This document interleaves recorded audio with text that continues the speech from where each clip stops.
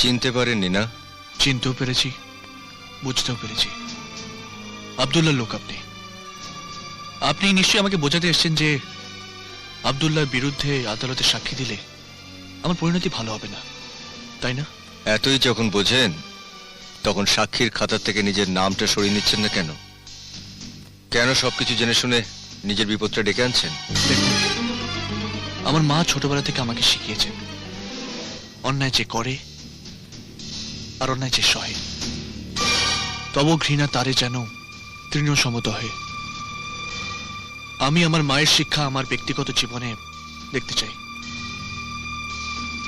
তাই আব্দুল্লাহকে খুন করতে দেখে আমি সবার মতো মুখ বন্ধ করে থাকতে পারবো না।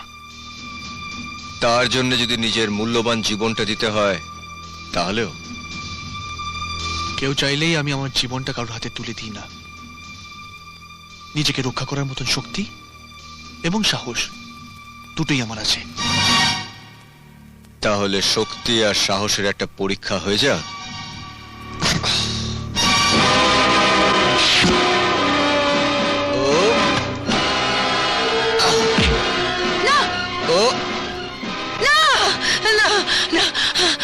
আমার ছেলেকে মেরো না।